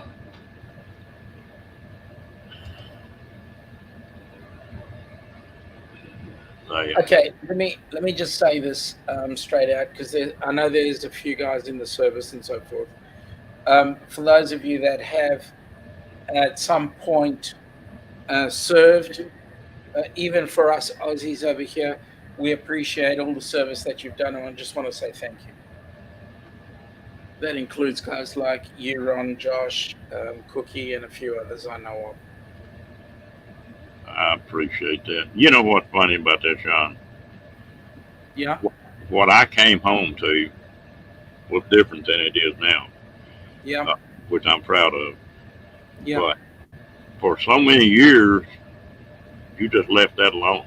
I mean, yeah, it just and the first time somebody said that to me that they appreciated my service, I didn't know what the hell to say. yeah, I mean, sort of got away with me. It was like, what? Where'd that come from? yeah. And I mean, that even in be wrong. Australia, here and South Africa, we also send guys off. Um, and the swear word, the Voldemort word was Vietnam, Vietnam vet. And so I look at it this way: you guys, if it wasn't for you guys, we wouldn't have a lifestyle we do today. And so, again, appreciate it. Thank you. And I appreciate that. No, Stand up for you guys anytime, because I would have been one of them if I would have still been living in South Africa, to be honest. Um, Josh says Kenny has a huge light in this world. Um, Josh is also saying thank you and thank Ron. Thank you, Ron. We've got Floss in the room. When my 30th high school class reunion came around, it suddenly occurred to me that I was the class bully out of 400 kids. Whoa, that's interesting. Janice is saying Kenny will have an amazing time. good. Yep. One George Jr. Has worked with many Vietnam vets and knows how, and not deserter. Um, See you later, Anne. Nice to have you on board.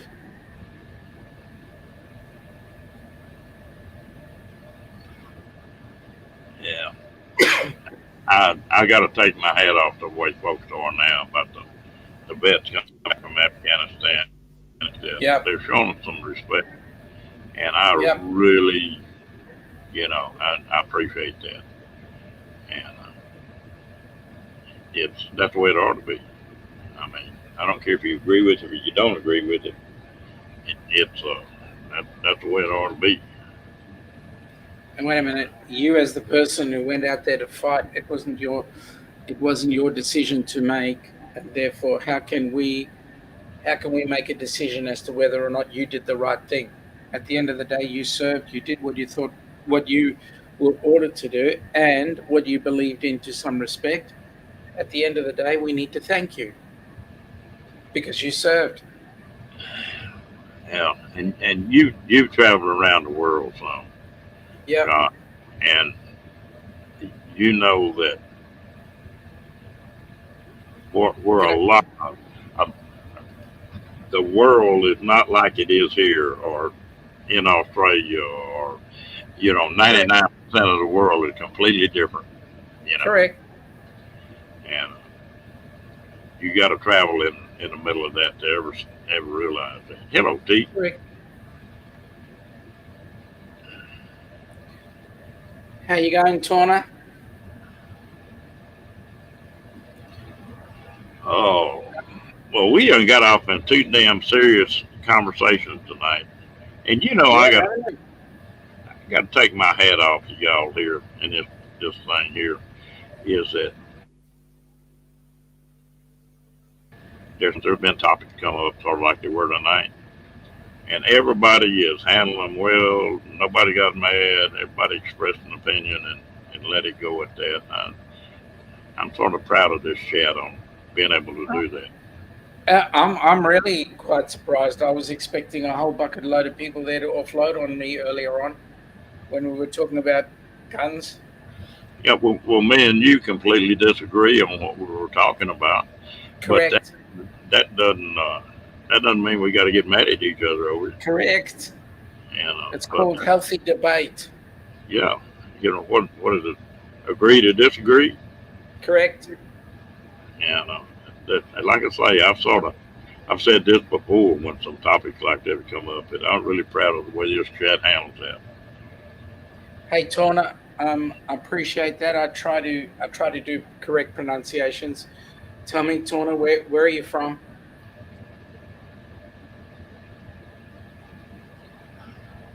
Um, Cookie is saying it is a good group because of you, and he's quite right, right? Well, And he's quite right. now that's a good group in here. I don't about to. Only thing I do up here is sort of guy things a little bit and be a smart ass. So. Hey, I'm not a smart ass. I'm a shit stirrer, Mm. and proud of it.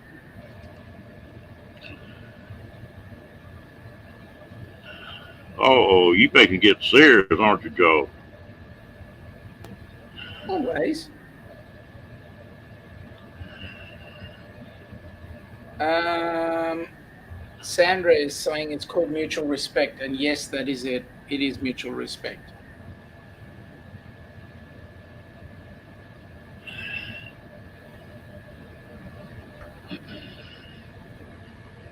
Yeah,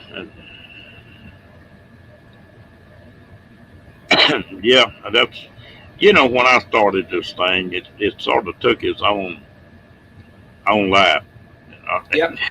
but I mean, you never know where this is going to go in here. It'll often go any direction.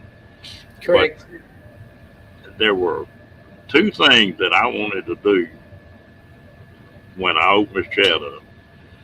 One was that I wanted to try to show people that you could take and go part time or full time for $500 instead of 500,000. You didn't have to have a new motor home, or you Yep. know, you could do it all kind of different ways, and from a motorcycle on up. And the other was I wanted to chat without any damn drama, you Yep. know. And Yep.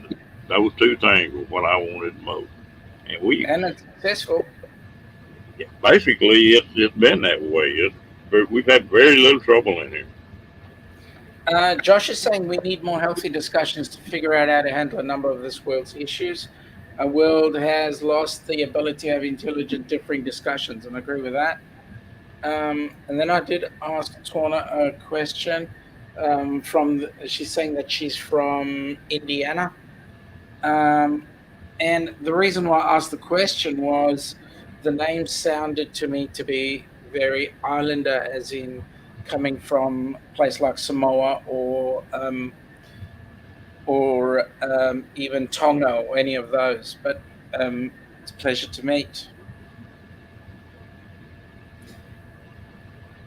Hello, Um, Flowers. I don't know if I told you hello or not. I did it for you, Ron.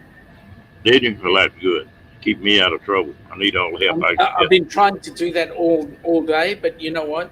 This is what we get. That's a full time job, Sean. That's it. That's it.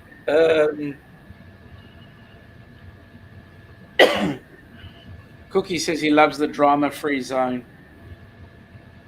Yeah, Cookie, I got to say something else too. I couldn't do this if it wasn't for the mods I've got in here. I got the best mods in the world.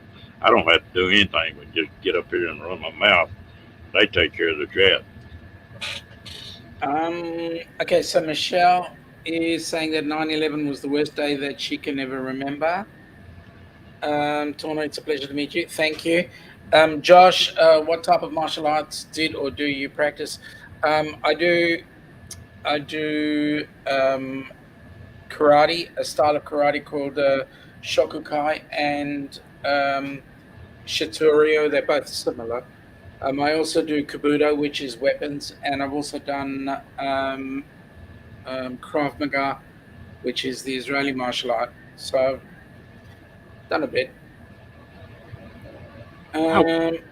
I would hate to have to do a high kick right now. I'd pull every damn groin muscle I had. Mate, the highest kick I can kick right now is to my hip. God forbid it should get any higher than that. I'd split in two. I used to be able to kick a damn door frame.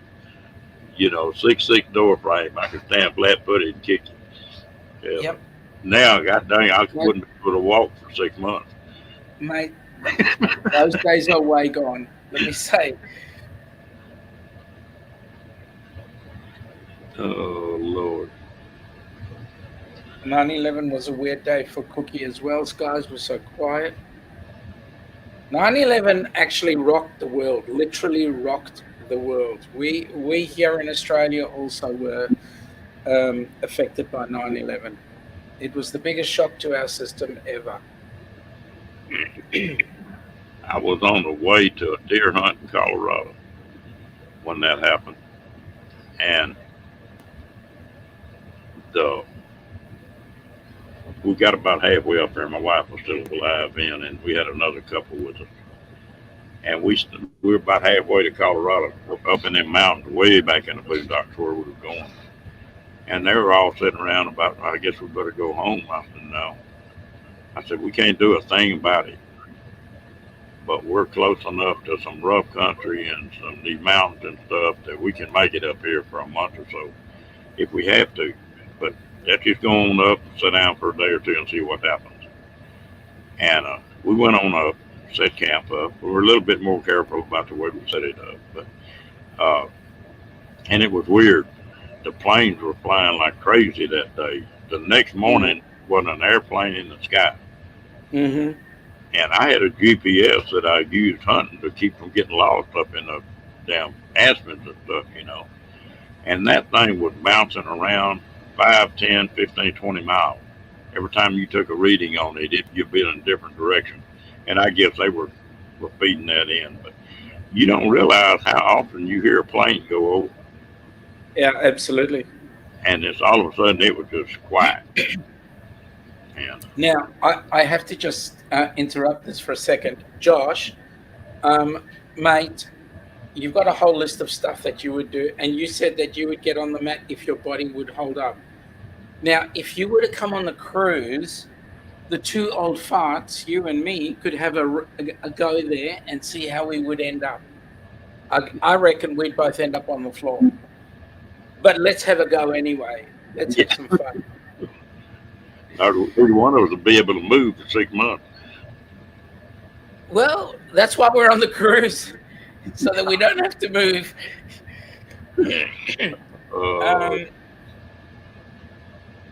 Yeah, 9/11 rocked us. I was driving limos at the time, and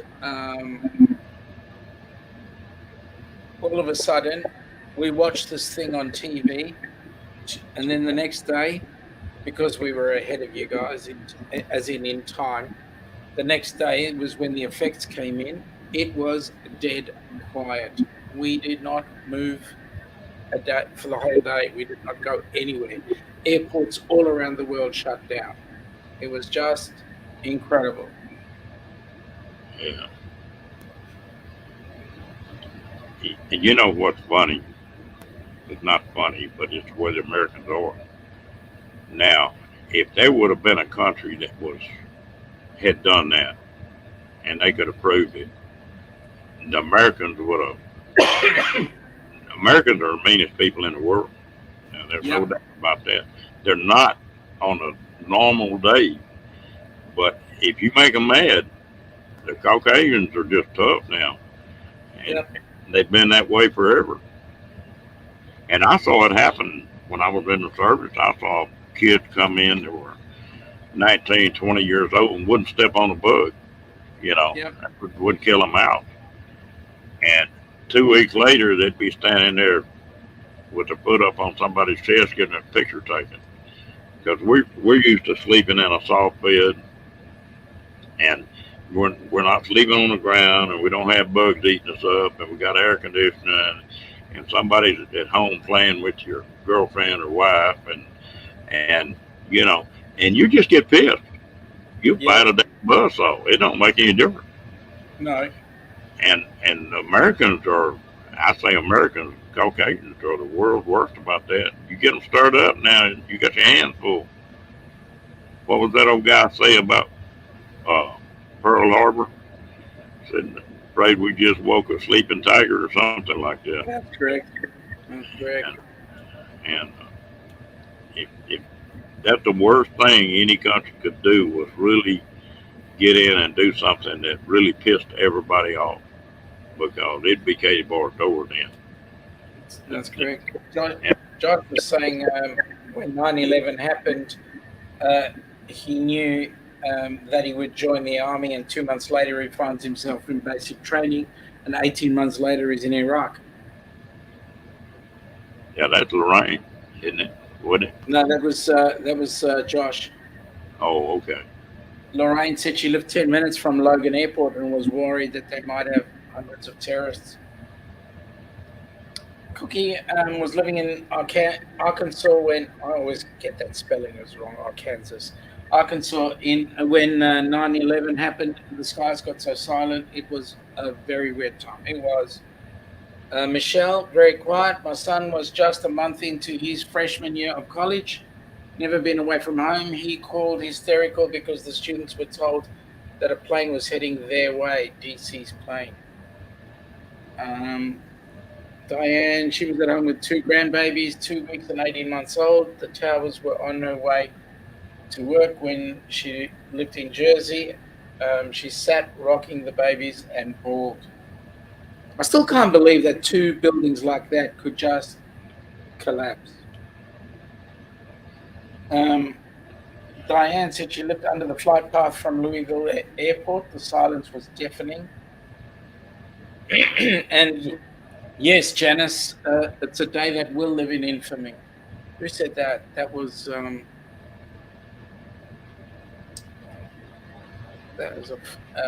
for World War II as well. The day that will live in infamy. That came out of, if I think it was FDR said it. Moonlight, yeah, that says it pretty damn good right there. The unit he was a member of still serve this day and has a quote in our creed that says, "Love to fight, love to win, and would rather die than quit." That sums up the American soldier. Yeah, thanks, Janice. I thought it was FDR. That was a tough cookie. Oh yeah. Yeah, interesting time in history because it literally did change the world. Torna, good night all. Won't tell you what you think about 9/11. Oh, what a shame. Um, yep, good night. Good night, T. See ya.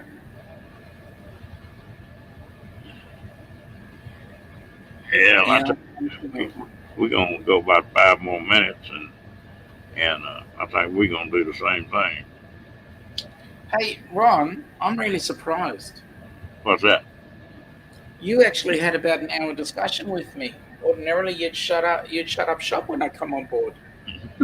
Well, you drag ass in so damn late that when you come in, I didn't have time to. Oh God. Oh Lord. I like our chats. Well, we got to pick on each other. Yeah, why not? Everybody's got to have an outside interest. Go on, Josh. Tell us a dad joke. I tell you something that's fixing to be funny though. Nate and Paula have both agreed to come on here and let me interview. What? Yeah.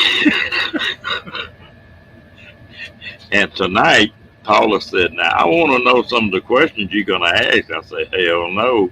I figured that would be the case. In any case, both Nate and Paula wouldn't have a choice to pick the questions because the rest of the community would throw a few at them. Yeah, but that may be interesting. All right, Yeah, Josh. here you If go. you put batteries in backwards, he keeps coming and going. What? Put No, batteries in what? What did we miss?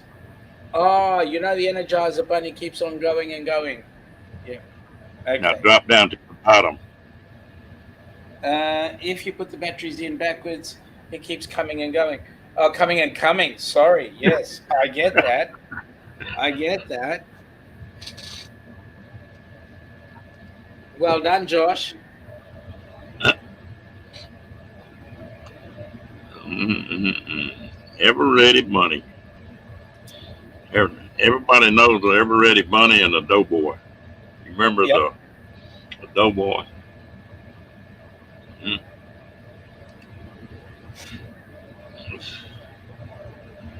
You know, some of those old ads and stuff they used to have, they wouldn't let them run them now. Read the perversion if you wish. Y'all have some ads over in Australia that are funny as hell. They won't Yeah, let we do. play in the U.S. now. Well, there's one that comes across, and it's actually, it is actually the way of the accent. It's like people from New Zealand. It's the way they pronounce certain letters.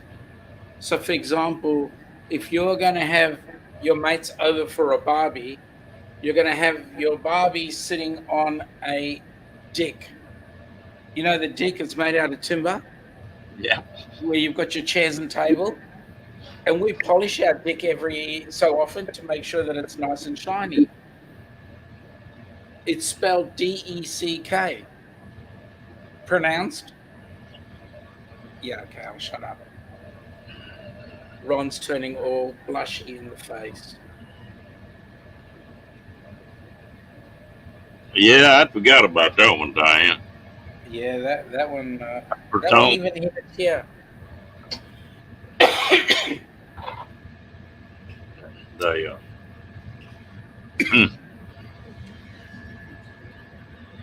copper tone. Damn, I hadn't thought about that in a long time. Well, times have sure changed about that. Every gal in the world used to lay out in the sun to try to get a suntan, Yep, and now sunblock's $1 billion business. yep, that's right. Yeah, Janice is also saying in New Zealand, the same as the number six is said sex. So we're going to have fish and chips at 6 o'clock. Torna, we all hope he's getting rest. Yeah, and I'm surprised. He never did even come in at all tonight, did he? No, I bet he's asleep. I hope he is, because he sure still needs it. Cookie, dick maintenance comes to mind. Yeah, well, you have to maintain your dicks if you want to make it nice and good. And even on board ship, we've got to maintain the dicks as well. Um, Torna's saying she told you about her suntan last night, Ron. Fried from the sun lamp. Mm. What about the BCF. Yeah, that one's interesting. Boating, camping, fishing is the company BCF. Yeah, Kenny's got it coming. I've been cutting him a lot of slack so far because he was hurting too bad. But I'm gonna give him hell after a couple more days. Yeah, I'm gonna get even with him, making me laugh when I had them broke ribs. yeah, that's right, Josh. You have to trim the bush around your deck to make it bigger.